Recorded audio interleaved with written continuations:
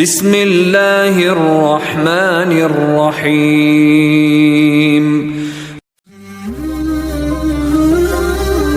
بسم الله الرحمن الرحیم. معزز ناظرین، السلام علیکم ورحمۃ اللہ وبرکاتہ.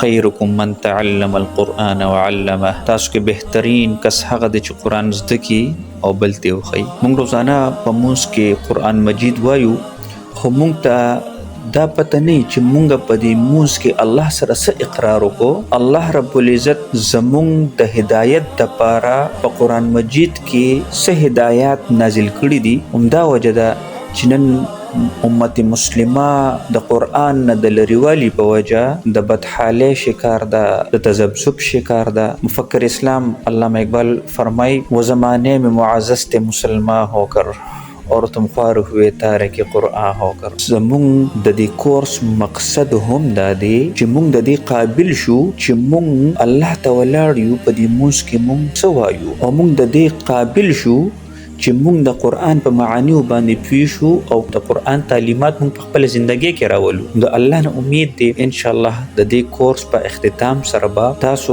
د دې قابل شوي چې مونږ خپل زندګي څنګه د قرآن مطابق تیرو. نو راځئ چې د نن د نوي سبق آغاز وکړو، او د هغې نه مخکې د مخکینی سبق دهرایي ضروري ده. تیر سبق کې مونږ سوره فاتحه آیت نمبر 1 نه 4 پورې ویلې وه. راځئ چې د هغې دهرایي وکړو. الحمدلله رب العالمین.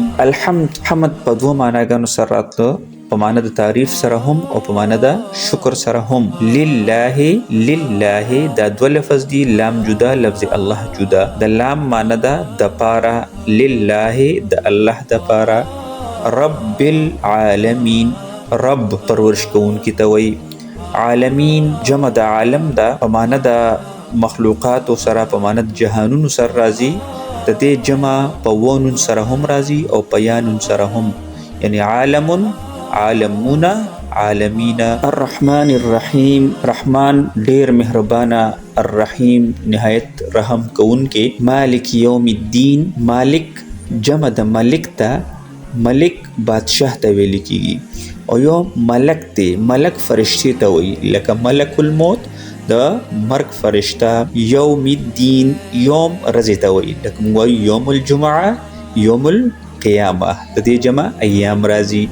الدین، دین د دې دوه مطلب دي، یو په معنی د بدلې سره او یو په معنی د نظام زندګۍ سره، یعنی مراد دین اسلام دی. دلته یوم الدین په معنی د بدلې سره استعمال شوی دی، او قرآن کې په معنی د نظام زندګۍ سره هم استعمال شوی دی. لکه الله فرمای ان الدین عند الله الاسلام، یعنی نظام زندگی هغه صرف او صرف اسلام دی. دا زموږ زوړ سبق. راځي چې د نوي سبق ابتدا وکړو. ایاک نعبد و ایاک نستعین. لفظي ترجمه، ایاک صرف ستا، نعبد مونږ عبادت کو، و ایاک او صرف ستانه، نستعین مونږ مدد غواړو. با محاوره ترجمه، ایاک نعبد و ایاک نستعین، خاص تا عبادت کو او خاص تا نه مدد غواړو. ایاک په دې جمله کې د ایاک مطلب دی صرف ستا. نعبد د دې روټ ورډ عباده دی، دا د عبادت نه دی، یعنی په کم لفظ کې چې عین با دال موجود وي نو هغه کې به د عبادت معنی پرته وي.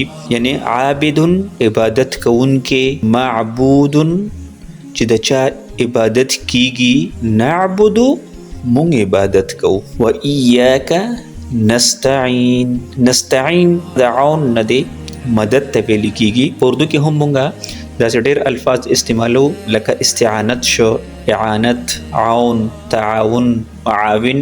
په دې ټولو کې د مدد معنی پرته ده. نستعین مونږ ته نه مدد غواړو. الله رب العزت مونږ ټول پیدا کړي یو، نو ضروري ده چې مونږ د هغه بندګي وکړو.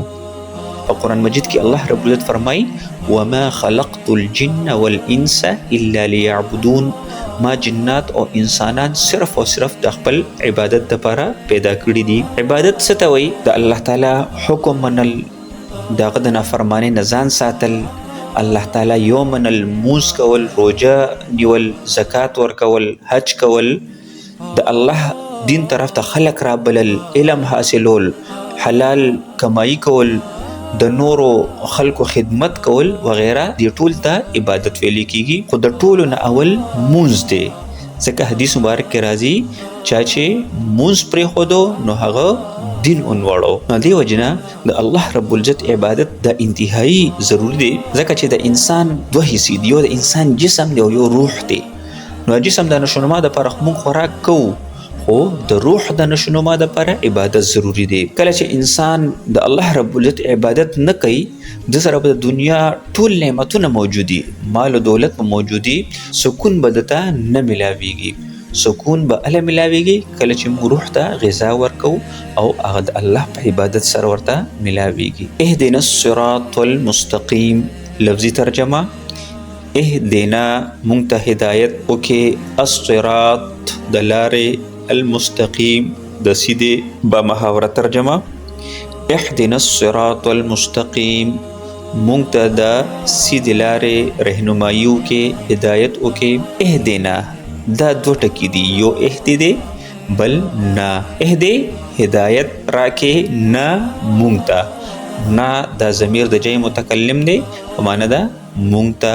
اهدنا مونږ ته هدایت راکې.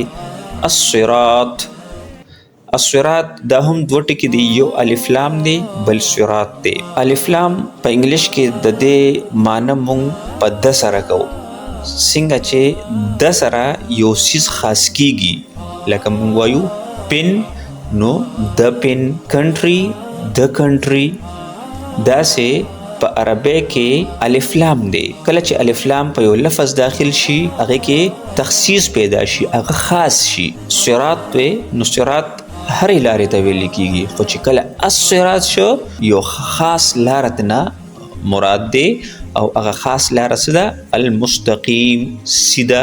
مستقیم سیده ته ویل کیږي، لکه څنګه مونږ وایو خط مستقیم، سیده لاین، سیده کرخه. اهدنا الصراط المستقیم، ای الله مونږ ته د نیغې لارې هدایت راکې، یعنی د زندګۍ په هر کار کې مونږ ته نیغه لار وښیې او په هغې راته د تلو توفیق را نصیب کړي. مسلمان او اسلام دا د هدایت اولنی قدم دی. اوس هدایت دا به مونږ ته ملاویږي څنګه؟ نو دا په قرآن او سنت باندې په پوهې سره به ملاویږي. قرآن دا هدل للمتقین دی او هدل للناس دی. کله مونږ قرآن زده کړو، د دې په معنیو باندې مونږ غور او فکر وکړو، الله رب العزت به مونږ ته هدایت راکوي. او بل په هر مونځ کې مونږ د قرآن تلاوت کوو، په هر مونځ کې مونږ سورة فاتحه وایو، نو دا مونږ ته دا یاد دهاني راکوي چې د قرآن پوهه دا انتهایی ضروري ده. کله چې مونږ په قرآن مجید پوه شو، د هدایت لارې به الله مونږ ته خود به خود کولاوي. صراط الذین انعمت علیهم لفظي ترجمه، صراط لارا الذین د هغه خلکو انعمت چې تا په انعام کړی دی، علیهم په هغوی باندې. با محاوره ترجمه، صراط الذین انعمت علیهم لاره د هغه کسانو چې تا په انعام کړی دی. صراط دا لارې ته وایي. مخکینی آیت کې د دې پوره تفصیل هغه ذکر شو. الذین په قرآن کې 1000 پیرې ذکر شوی دی. دا الذی هم استعمالیږي او الذین هم استعمالیږي. کله چې الذین راشي نون ورسره یوځي نو دا د جمع دپاره راځي، او چې کله الذی استعمال شي نو دا بیا د واحد مذکر دپاره استعمالیږي. انعمت دا د انعام نه دی، نعمت ته ویل کیږي. علیهم دا دو ټکي دي، یو علا دی او بل هم دی. د علا معنا په عربی کې پر راځي، په انګلیش کې څنګه مونږ وایو آن. علیهم هغوی باندې، هم هغوی باندې. صراط الذین انعمت علیهم یعنی لار د هغه کسانو چې تا په انعام کړی دی. انعام په چا شوی دی؟ نو دینه مراد انبیاء کرام علیهم السلام دي، صدیقین دي، شهدا، صالحین. دا خلک ته مراد دی. راځي چې وګورو چې دی کم داسې اعمال کول چې د هغې په وجه الله تعالی په دې باندې انعام کړی دی. نو اول نمبر انبیاء کرام علیه السلام ذکر شو. موږ به د نبی علیه السلام مثال والو. نبی علیه السلام دا 4 اهم کارونه کړو: عمل، دعوت، تزکیه یعنی ځان پاکول، د نیکه حکم ورکول او د بد کارونه منې کول. دا 4 کارونه نبی علیه السلام کړیو. یعنی هر کله دا 4 کارونه موږ په خپل ځان کې راولو، موږ به د هدایت په لاره روان شو. د صدیقینو لاره. دویم نمبر صدیقین وو. صدیقین دا هغه خلک دي چې چا د نبی علیه السلام هر خبرې ته رښتیا ووایي، په هغې باندې عمل وکړو، د زړه نه ومنله او د هغې تصدیق یې وکړو او د نبي علیه الصلاة والسلام په یوه خبره کې هم شک ونه کړو او ټوله زندگی په هغې باندې عمل وکړو. بهترین مثال یې حضرت ابوبکر صدیق رضی الله تعالی عنه دی. دریم نمبر د شهداو لاره. شهدا د شهید جمع ده. شهید هغه کس ته وایي چې ټول عمر په خپل عمل سره گواهی ورکي، یعنی هغې د الله لارې طرف ته، د الله طرف ته خلق را بللو د پاره د دنیا هر یو سیز چې کوم دی قربان کو، تر دې پورې چې هغه خپل ځان یې هم الله ته د الله په لار کې قربان کو او پیش یې کو. څلورم نمبر د صالحینو لاره. صالحین یعنی نیک خلق. هغه خلق بدو کارونو نه ځان بچ کړی دی، په ازمایش یې صبر کړی دی، په نیکو باندې ولاړو، په ښو کارونو باندې ولاړو. نو په انعام یافته خلکو کې ځان شاملولو دپاره مونږ له دا پکار دی ایمان وړل، عمل کول، د دې دعوت ورکول او خپل او د نورو زندګۍ د غلطو څیزونو نه، د غلطو اعمالو نه د پاکولو کوشش کول او ښه عادتونه په ځان کې راوستل او څومره چې مونږ کیدی شي نو خپله هم ښه کار کول او بل ته هم د ښه کار دعوت ورکول، خپله هم د بد کار نه ځان ساتل او نور هم د بد کار نه منع کول. غیر المغضوب علیهم ولا الضالین.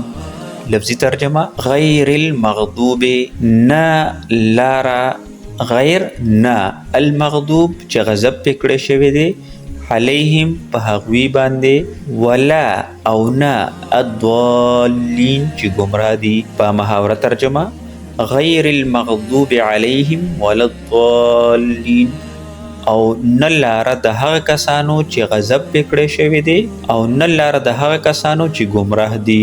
غیر دا په معنی ده نه سره راځي، په معنی د علاوه سره راځي. المغضوب دا د غضب نه دی، صیغه د اسم مفعول ده، یعنی چې غضب پې کړی شوي. څنګه چې موږ وایو مظلوم چې ظلم پې شوي، نو مغضوب چې غضب پې شوي. علیهم د دې تفصیل مخکې آیت کې ذکر شو، دا دوه ټکي دي، یو علا دی او یو هم دی، یعنی هغوی باندې.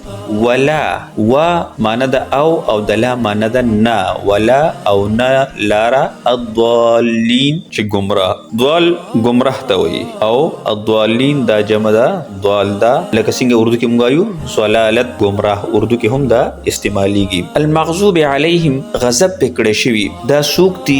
دا څنګه خلک دي؟ الله تعالی په داسې خلکو باندې انتهایی غوسه کیږي چې پوهیږي په یو خبره باندې خو په هغې عمل نه کوي. دا سوچ وکړئ چې الله چا ناراضه شي نو په دنیا او په آخرت کې به د هغه څونه غټ نقصان وشو، څومره بد حال به وي. الله تعالی دې موږ د داسې خلکو نه بچ کړي. دویم ګروپ الضالین چې ګمراه دي. د دې نه مراد هغه دي چې د سره پوهیږي نه او یو عمل کوي، دا پروا نه کوي، هغې د سره دا سوچ نه چې موږ د دنیا ته څه راغلي یو، زموږ د زندګۍ مقصد څه دی. نو چېرته داسې خو نه ده چې موږ په دې خلکو کې شامل یو، ځکه چې موږ ته دا پته نشته قرآن مجید الله د څه دپاره نازل کړی دی، د قرآن مقصد څه دی. په قرآن باندې ځان پوهول هم ضروري دي. هسې نه چېرته قرآن زموږ په کور کې پروت وي او موږ د ګمراهۍ زندګي اختیار کړي او موږ په نورو رسمونو رواجونو کې مصروفه شوي یو. نو الله دې موږ د مغضوب علیهم او د ضالین دواړو قسمو خلکو نه وساتي. دا سوره فاتحه آیت نمبر 5 نه تر 7 پورې سوره فاتحه مکمل شوه. انشاءالله په بل لیکچر کې به مونږه د ګرامر حصه وایو. و آخر دعوانا ان الحمد لله رب العالمین.